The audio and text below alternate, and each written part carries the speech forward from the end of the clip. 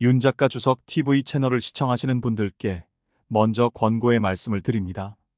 성경이 오점이 없는 창조자 하나님의 말씀임을 증명하는 근거는 바로 성경의 예언입니다. 인류 역사에는 예언이 성취된 연대기가 기록되어 있습니다. 성경의 창세기 1에서 11장은 인류 문명의 발상지 메소포타미아 지대에서 최초로 인류 문명이 시작되기 이전에 약 2000년간 거성 문명이 있었다고 기록하고 있습니다. 그리고 메소포타미아 문명 이후 오늘날까지 약 4000년의 역사에서 일어날 일들을 예언했고, 더 나아가서 오늘날 하이테크 산업기술의 기하급수적인 발전이 성경의 종말론에 관한 예언을 성취하고 있다고 기록되어 있습니다. 요한계시록은 성경 전체의 예언들이 성취되는 연대기의 순서를 알려주는 책으로 성경과 인류 역사 전체를 이해하는 틀을 제공합니다. 그러므로 요한계시록을 공부하는 것은 성경과 인류 역사와 도래할 인류의 미래까지도 이해할 수 있어 매우 중요합니다. 계시록 1장 3절을 보면 성경에서 계시록은 공부하는 자에게 축복을 약속하는 유일한 책입니다. 요한계시록을 이해하기 위해서 구약 성경의 예언 중에 성취된 예언과 아직 성취되지 않은 예언에 관한 사전 지식이 필요합니다. 성경적 진리 1에서 7편까지의 영상에 계시록을 이해하기 위한 사전 지식을 요약해 놓았기 때문에 먼저 보시기를 권고합니다. 40편 18장 메시아 왕국의 정부. 메시아 왕국은 명확한 지휘 계통과 권위를 가진 전제 군주제를 통해 통치될 것입니다. 절대 군주는 메시아 예수의 인격이 될 것입니다. 위임된 권한은 유대인 정부 기관과 이방인 정부 기관의 두 가지로 나뉘며 각 기관은 차례로 지휘 계통을 갖게 됩니다. 이 장에서는 왕국의 정부 체제에 대해 말하는 다양한 성경 구절을 다룰 것입니다. A. 왕, 주 예수 메시아. 메시아가 다윗의 보좌에 앉아 이스라엘 왕국을 다스리고 모든 이방인을 다스리는 것은 구약 성경과 신약 성경의 분명한 가르침입니다. 메시아의 육체적 통치의 기반이 되는 다윗 언약은 다음 장에서 논의할 것입니다. 이 장에서는 다윗 언약을 발전시키는 구절과 문자 그대로 왕국을 다스리는 왕으로서 메시아에 대해 말하는 구절만 다룰 것입니다. 1. 보좌가 세워짐. 하나님의 아들을 예루살렘의 왕으로 세우는 것이 하나님의 계획에 있다는 것은 시편 2편 6에서 8절의 분명한 가르침입니다. 내가 나의 거룩한 산 시온 위에 내 왕을 세웠도다 하시리라. 내가 칙령을 선포하리라. 주께서 내게 말씀하시기를 너는 내 아들이라. 오늘 내가 너를 낳았노라. 내게 구하라. 그러면 내가 너에게 이방을 내 유업으로 땅의 맨 끝을 내 소유로 주리라. 메시아의 보좌는 예루살렘에 세워질 것이지만 통치는 이스라엘 국경에서 멈추지 않고 온 땅으로 확장되어 모든 이방 민족이 메시아의 영역 아래에 속하게 될 것입니다. 메시아가 다윗의 보좌를 다시 세우고 왕국을 다스리는 것이 이사야 9장 6에서 7절의 주제입니다.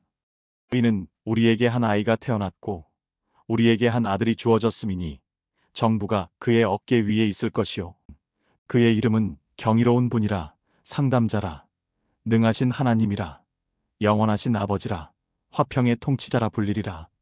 그의 정부와 화평의 증가함이 다윗의 보좌와 그의 왕국 위에 바르게 세워지고 지금부터 영원까지 공의와 정의로 그것을 굳게 세우는데 끝이 없으리라. 만군의 여호와의 열성이 이것을 실행하리라. 다윗 가문의 자손이자 유대 세계를 통치할 한 아이가 태어납니다. 6개 2절. 그러나 이 아이에게는 오직 하나님에게만 해당되는 이름이 주어집니다. 6비절. 다윗 왕조, 보좌, 왕국의 영원성은 성육신하신 하나님 안에 있었기 때문에 보장됩니다. 메시아의 인성에 관해서는 다윗의 후손입니다. 신성에 관해서는 영원하시며 보좌도 영원합니다. 이러한 사실들이 명확히 밝혀진 후 이사야는 메시아 왕의 통치 수립에 관하여 설명합니다. 세워질 정부는 권위와 평화가 커질 것이며 다윗의 보좌나 메시아의 통치는 끝이 없을 것입니다. 왜냐하면 보좌를 세우실 분은 성육신하신 하나님이시며 보좌를 지키실 분이시기 때문입니다.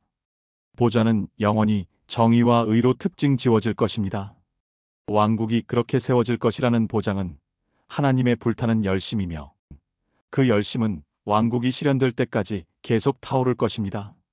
하나님의 열심은 왕국을 이루고자 하시는 것이기 때문에 반드시 이루어질 것입니다. 이 말씀에 이사야 16장 5절은 다음과 같이 덧붙입니다. 그 보좌는 자비 가운데 굳게 설 것이요. 그는 다윗의 장막에서 심판하며 공의를 찾고 의를 신속히 행하며 참으로 그 위에 앉으시리라.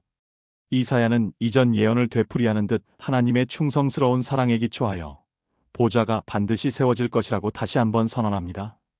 보좌에 앉으실 메시아는 진리로 특징 지어질 다윗 가문의 일원이 되실 것입니다.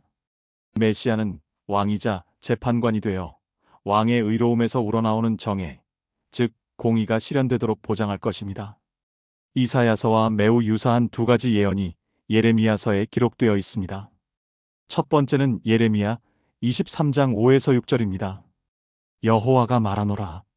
보라, 그날이 오리니 내가 다윗에게 한 의로운 가지를 일으키리니 한 왕이 치리하고 번성하여 지상에서 공의와 정의를 실행하리라. 그의 날들에 유다는 구원을 받고 이스라엘은 안전하게 거하리라. 이것이 그의 이름이니 그는 여호와 우리의 의라 불리리라. 다시 말하지만 다윗의 보좌에 앉으실 다윗의 후손입니다. 그러나 이 후손은 우리의 의로움 여호와라고 불리기 때문에 다윗의 보좌에 앉아 계신 메시아는 다름 아닌 성육신하신 하나님이십니다. 그리고 메시아는 성육신하신 하나님이시기 때문에 통치는 지혜와 공의와 의로 특징 지어질 것입니다. 이스라엘의 안전은 메시아 안에 있을 것입니다. 두 번째 구절, 예레미야 33장 14에서 17절은 다음과 같이 덧붙입니다. 여호와가 말하노라. 보라, 그날들이 오나니 내가 이스라엘 집과 유다 집에 약속한 좋은 일을 행하리라. 내가 그날들 그리고 그때에 의로운 가지를 다윗에게 자라게 하리니 그가 이 땅에 심판과 의를 행하리라. 그날들의 유다가 구원을 받겠고 예루살렘은 안전하게 거하리라. 이것이 그 이름이니 성읍은 여호와 우리의 의라 불리리라. 여호와가 이같이 말하노라. 이스라엘 집의 보좌에 앉을 사람이 다윗에게는 한 사람도 부족하지 아니할 것이요. 예레미야는 다윗과의 언약을 성취하시려는 하나님의 의도를 재확인하는 것으로 시작하여 14절, 23장 5에서 6절, 15에서 16절에서 진술의 기본 요점을 다시 언급합니다. 어떤 상황에서도 다윗 가문이 멸망하는 것은 허용되지 않을 것입니다. 17절, 예레미야 33장의 나머지 부분은 다윗 언약의 모든 조건을 성취하시려는 하나님의 의도를 계속 재확인하며 이 구절들은 다음 장에서 다룰 것입니다. 메시아의 보좌는 예루살렘에 세워질 것이지만 메시아 왕의 통치는 스가랴 14장 9절에 따라온 땅으로 확장될 것입니다. 여호와께서는 온 땅을 치리할 왕이 되시리니 그날에는 한 분 여호와께서 계실 것이며 여호와의 이름 하나만 있으리라. 스가랴는 그날에 메시아가 세상의 머리가 될 것이며 모든 인류가 하나님만 신이라고 할 것이라고 지적합니다.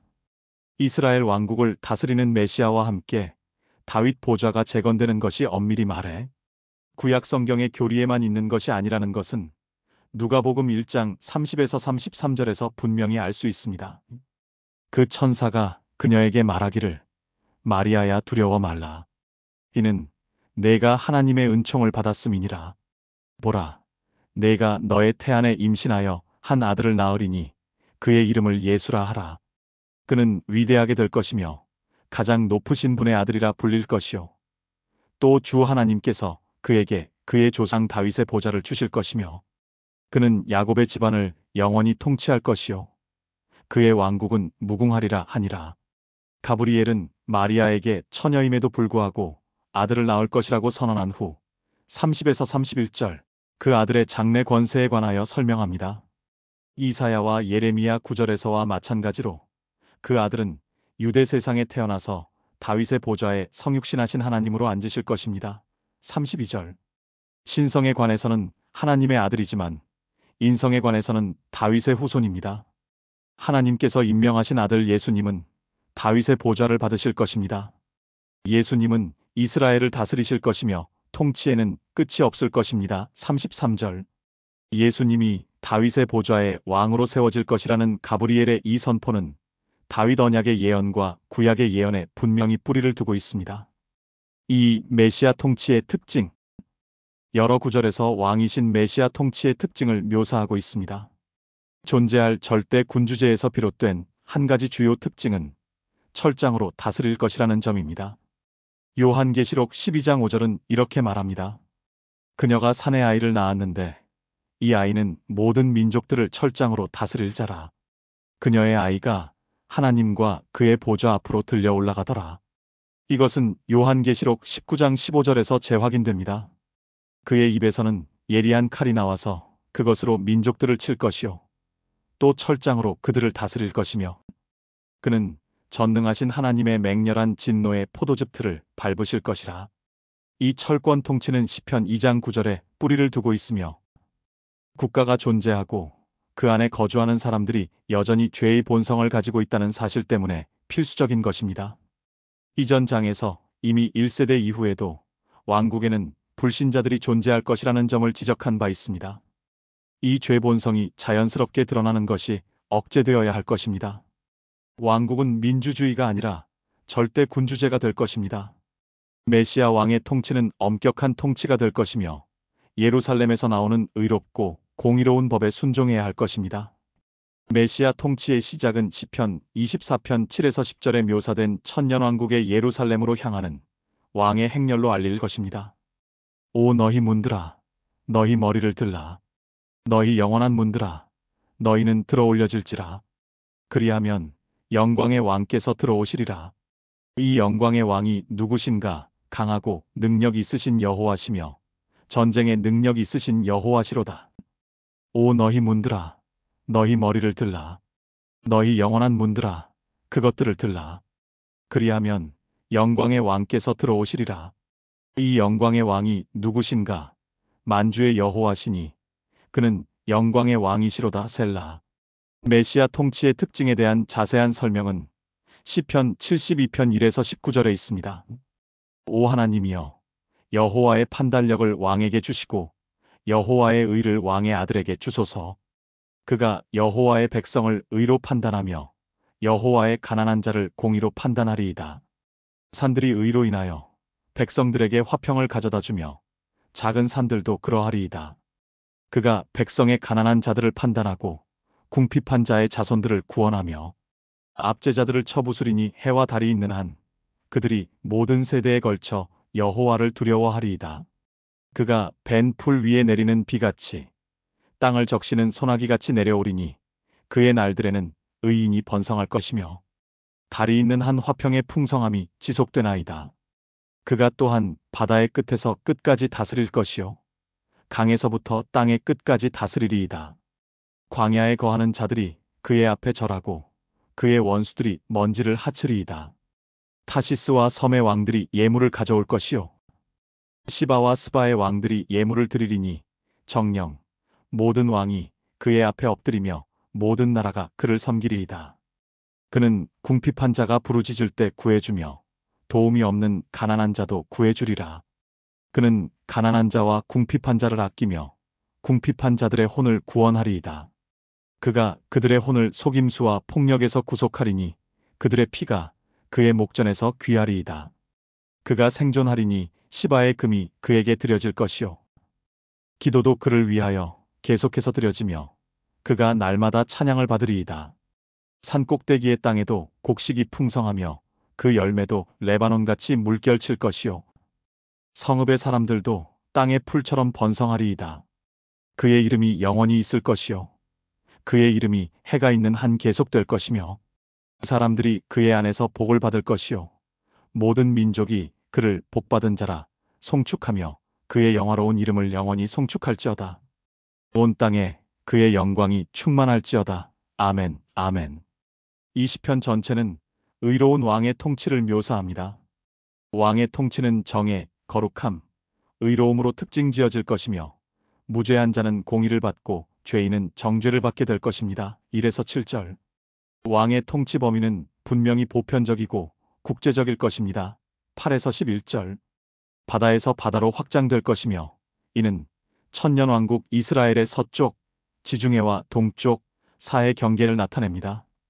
더 나아가 강, 즉 유프라테스 강에서 확장될 것이며 이는 회복된 유대 국가에 예언된 북쪽 경계인 유프라테스 강에서 확장될 것입니다. 다음 구절에서 남쪽 경계를 이집트의 시냇물로 묘사할 것으로 예상할 수 있지만 시편 기자는 대신 땅끝까지라고 씁니다.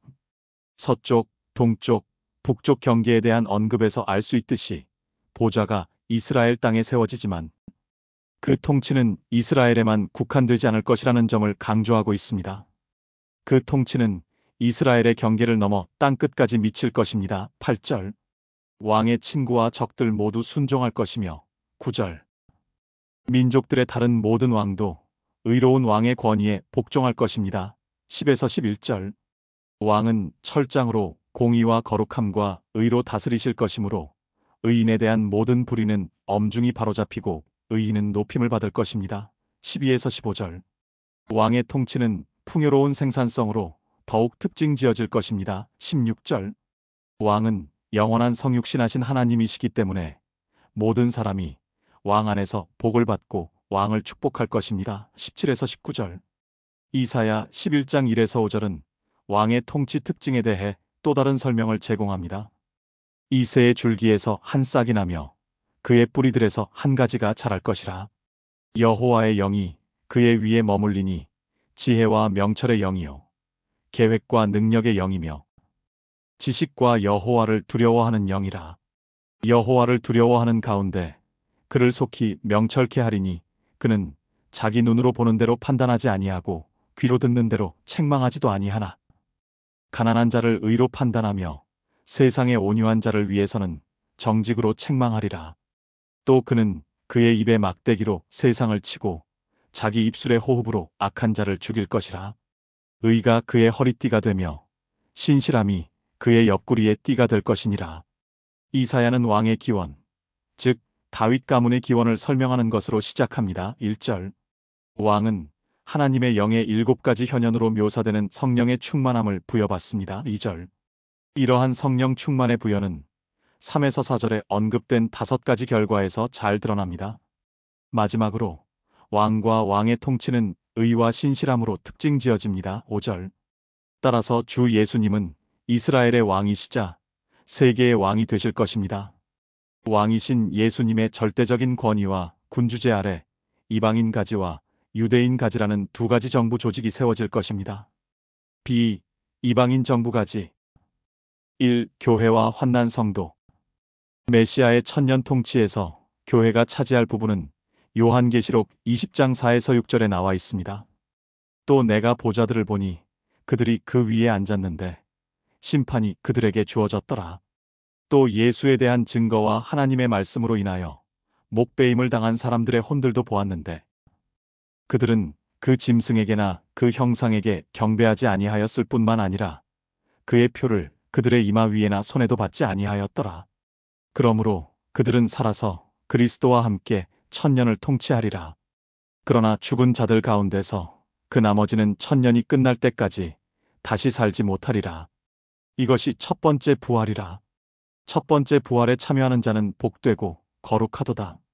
둘째 사망이 그들을 다스리는 권세가 없고 오히려 그들이 하나님과 그리스도의 제사장들이 되어 천년 동안 그와 함께 통치하리라.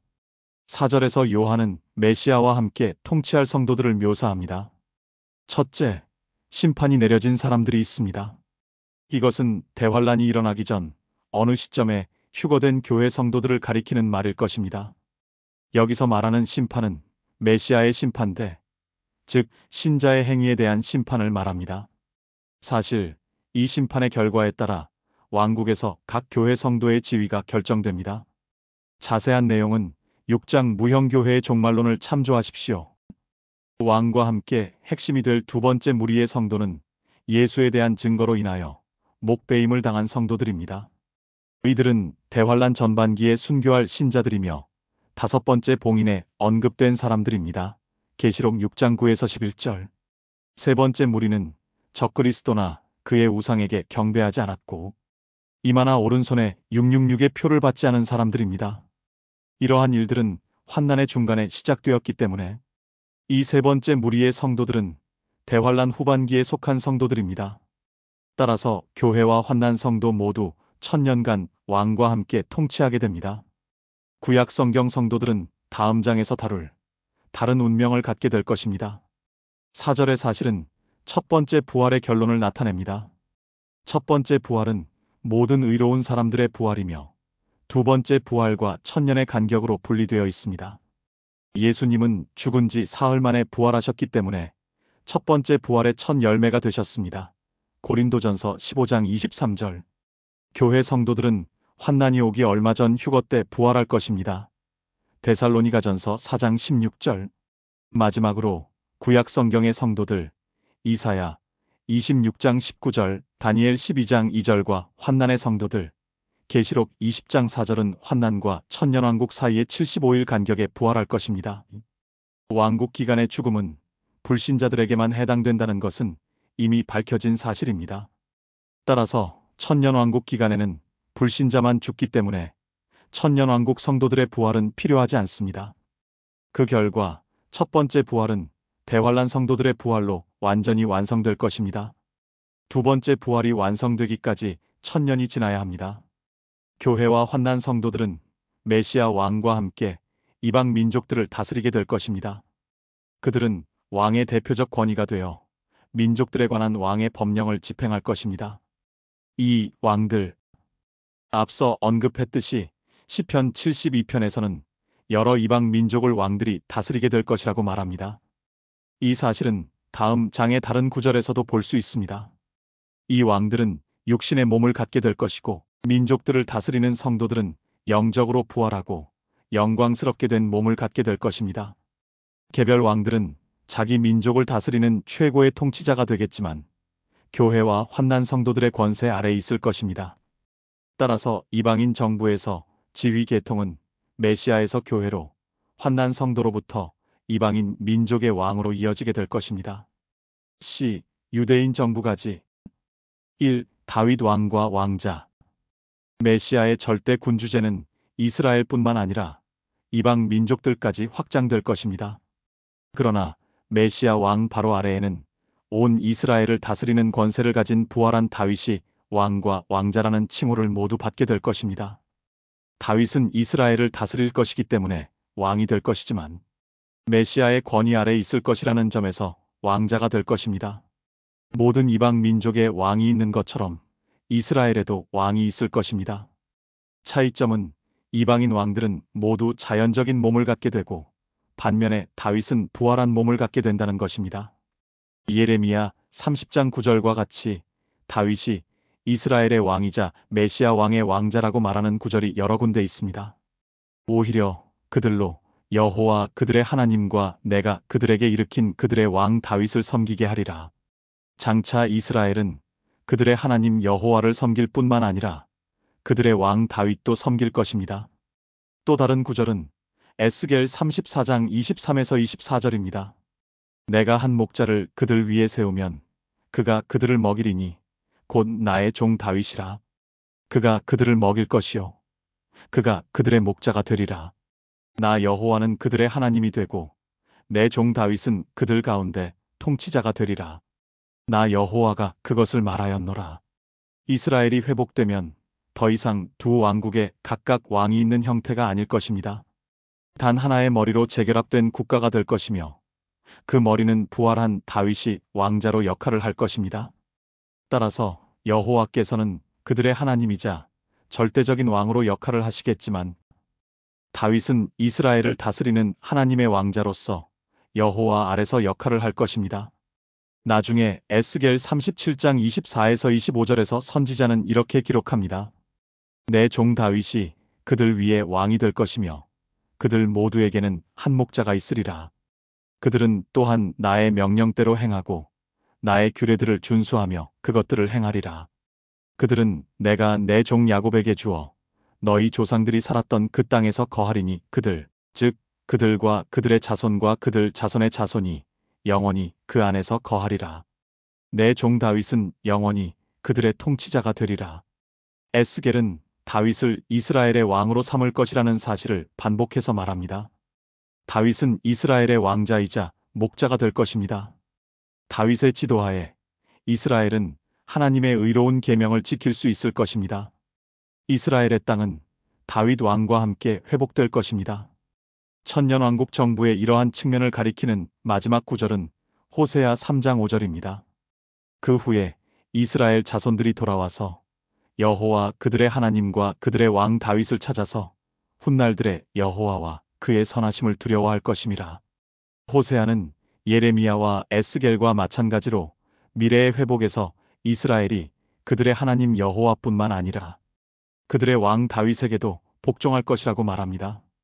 이 모든 구절이 실제로 다윗의 가장 위대한 아들 예수님을 가리키는 것으로 설명하는 경우가 많지만 본문 어디에도 다윗을 상징적으로 받아들여야 한다는 의미는 없습니다. 선지자들이 다윗과 관련하여 메시아를 언급하고자 할 때는 이새의 뿌리, 다윗의 가지, 다윗의 아들 또는 다윗의 씨와 같은 용어를 사용했습니다. 여기에는 이러한 표현이 사용되지 않았습니다. 본문에는 단순히 다윗이라고만 명시되어 있습니다.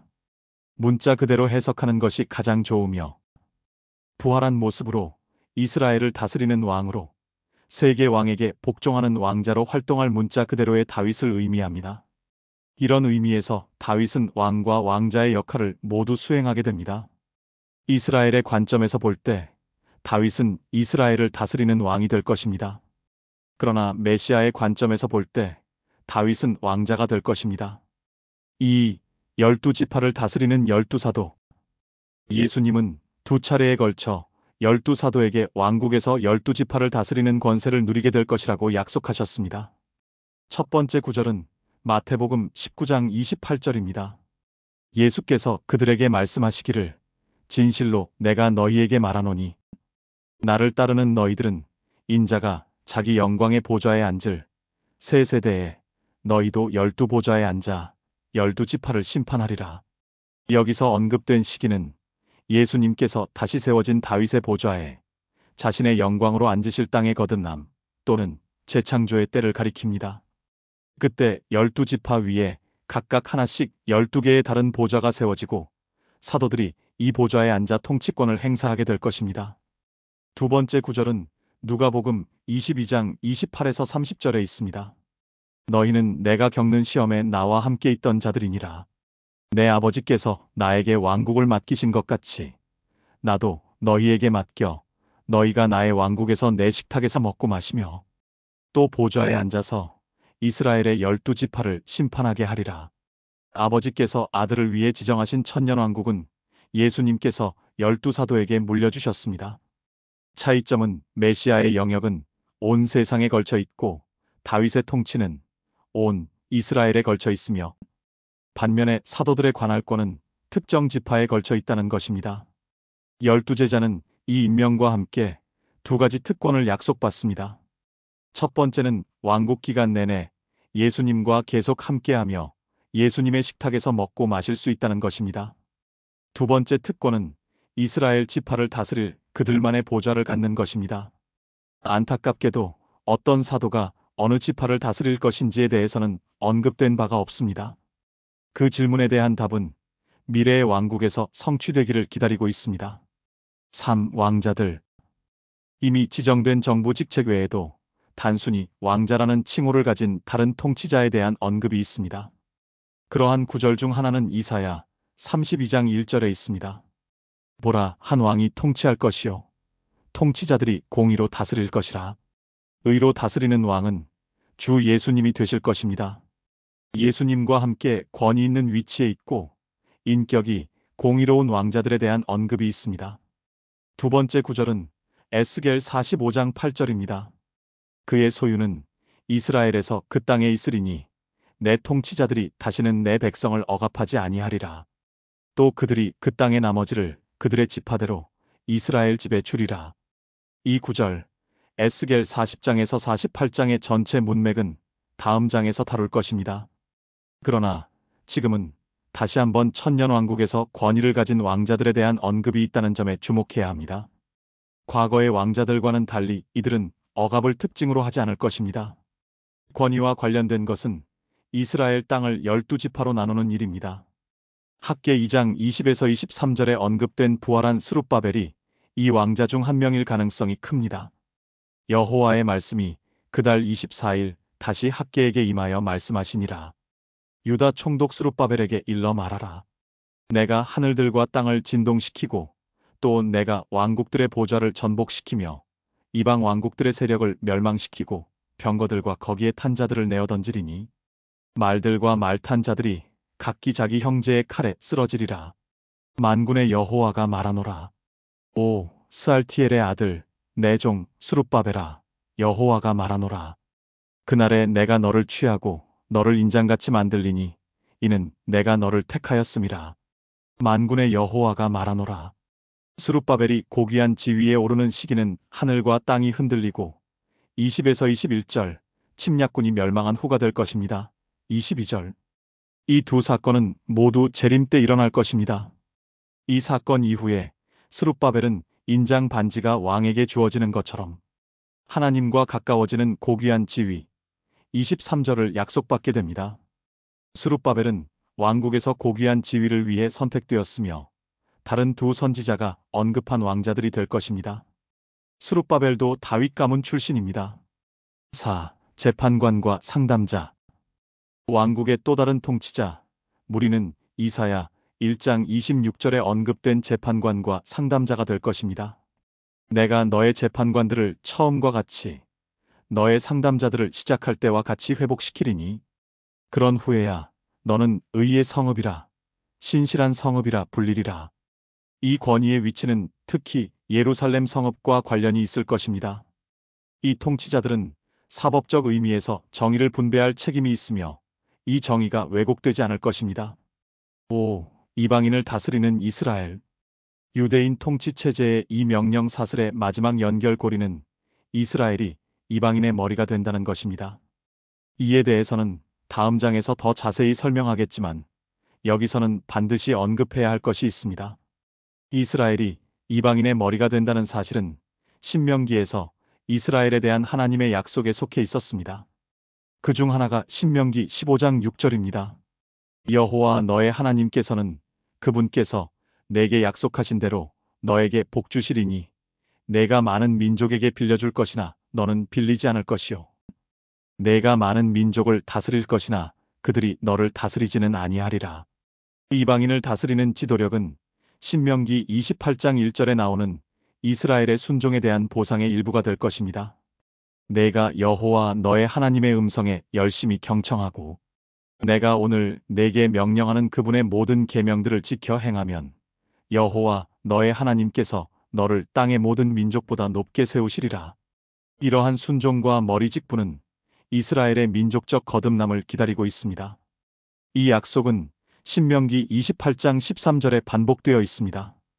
여호와께서는 너를 머리가 되게 하시고 꼬리가 되지 않게 하시며 너로 위에만 있게 하시고 너로 아래에는 있지 않게 하시리라. 너는 내가 오늘 내게 지켜 행하라고 명령하는 여호와 너의 하나님의 계명들에 경청하라. 모세 율법에 나오는 말씀 외에도 선지자들은 이스라엘이 이방인을 다스리는 미래의 지도자 역할을 묘사하기도 했습니다. 그러한 구절 중 하나가 이사야 14장 1에서 2절입니다. 이는 여호와가 야곱에게 자비를 베풀고 이스라엘을 여전히 택하여 그들을 그들의 본토에 둘 것이요 타국인들은 그들에게 연합하게 되어 야곱의 집에 붙어 있게 될 것임이라. 백성이 그들을 취하여 그들을 본토로 데려올 것이요 이스라엘 집은 여호와의 땅에서 그들을 종과 계집종으로 차지할 것이요 또 그들은 자기들을 사로잡았던 자들을 사로잡고 자기들을 압제하던 자들을 주관하리라. 이방인들은 유대인들을 이스라엘 땅으로 인도할 뿐만 아니라 이스라엘의 소유가 될 것입니다. 이스라엘의 종이 될 것입니다. 이사야 49장 22에서 23절과 61장 6에서 7절에도 비슷한 구절이 있습니다. 정부의 유대인 가지에서 지휘 계통은 메시아 왕으로부터 다윗, 12사도, 통치자, 재판관과 상담자, 그리고 이방인의 머리 역할을 하게 될 온 이스라엘에 이르기까지 이어집니다. 왕국 정부의 통치를 특징지을 철장은 다양한 영역과 권위의 직책을 통해 구현될 것입니다.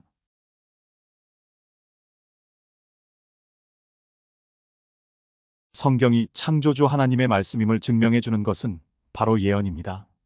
구독과 알림을 설정해 놓으시면 매주 일요일 오후 7시에 올리는 요한계시록 주석을 보실 수 있습니다.